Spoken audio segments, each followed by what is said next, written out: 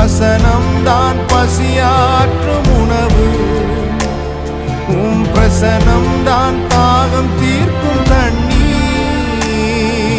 நீரே என் வெளிச்சமும் மீட்புமானி, நீரே என் ஜீவனின் பலனானி.